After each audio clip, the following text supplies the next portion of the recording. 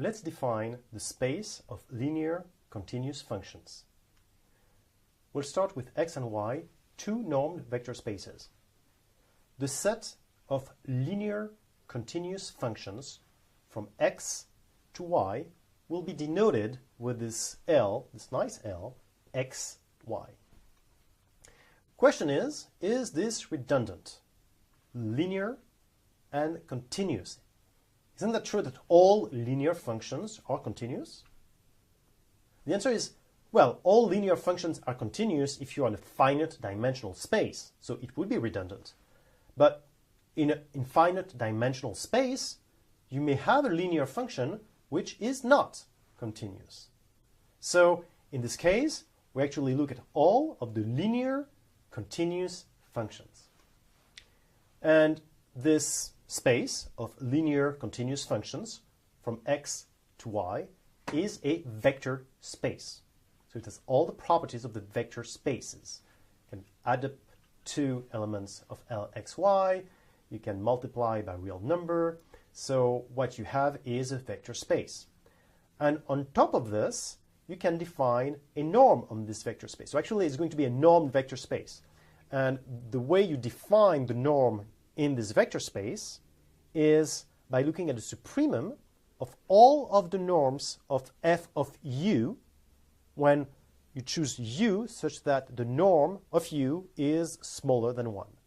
So what happens is that you can define a function, you can define a norm on a function, on a linear continuous function, and you do this with this formula. And this happens to be a norm on Lxy, and we can prove it.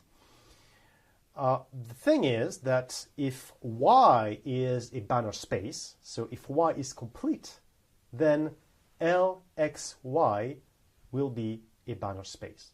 So as you can see, it will not depend on x, it will only depend on y. If y is a Banach space, then what I'm saying is that Lxy is a Banach space. I'm going to prove it. To prove that Lxy is a Banach space, I will start with a Cauchy sequence in Lxy, and I will prove that the Cauchy sequence converges. I will start with proving the pointwise convergence, which means that if I choose one specific u in x, then I want to look at the convergence of fn at u. And fn at u is going to be a numeric sequence, sequences you know from calculus, and they will converge. Or not, but we'll see it converges. So I'll look at this point-wide convergence. For each point u, I will see that it converges. That's the way I'm going to start. And what I have is that fn of u minus fm of u in y is smaller than the norm in the Lxy, the norm of fn minus fm multiplied by the norm of u.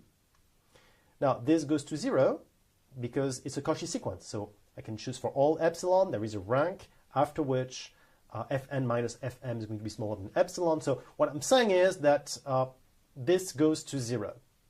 And so this, on the left-hand side, fn of u minus fm of u, this is also going to go to 0. Or say it in a different way, for all epsilon, for all non-negative epsilon, there exists a rank after which fn of u minus fm of u is smaller than epsilon.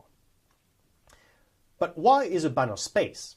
So this numeric sequence here will converge in y. So this is just a numeric sequence in a Banach space, and so it converges in y. So you see you have pointwise convergence. You can define f of u as the limit of fn of u. So we have pointwise convergence.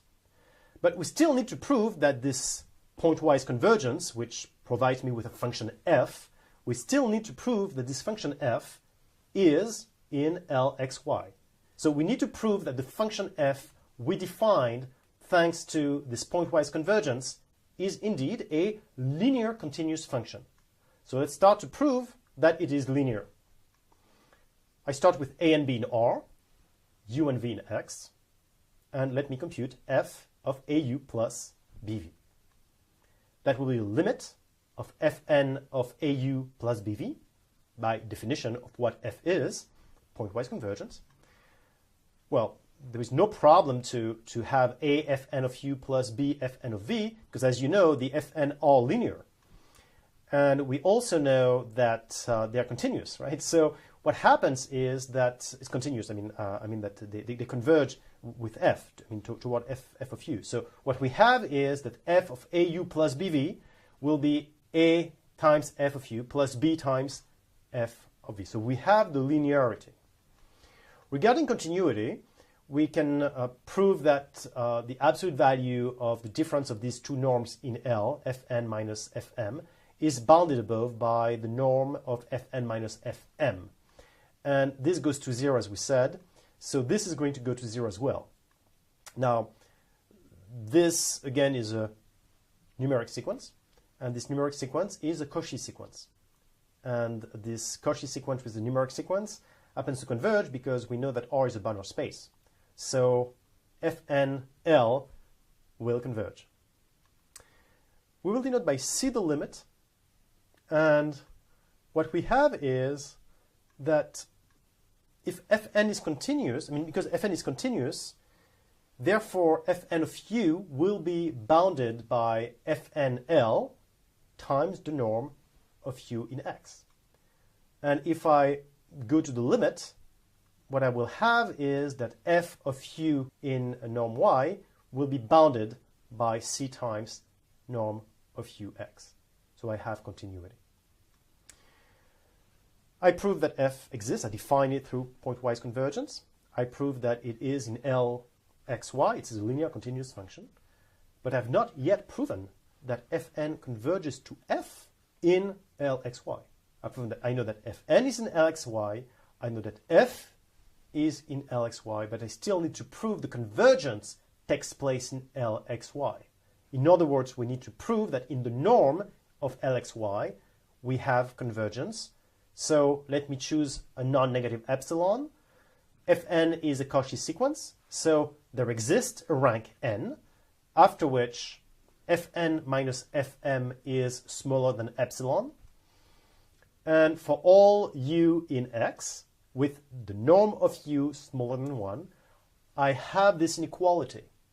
The norm of Fn of u minus Fm of u is bounded above by the norm of Fn minus Fm, which I already know something about, times norm of u, which I also know something about. What I know about these two things is that this one is going to be smaller than epsilon, and this one is going to be smaller than 1. So the whole thing is going to be smaller than epsilon. And what happens then is that when m goes to plus infinity, then this will converge to Fn of u minus f of u, and epsilon is going to stay epsilon. So what we have is that if Fn is a Cauchy sequence, then we have Fn of u minus f of u in y smaller than epsilon. So let's look at what we're left with.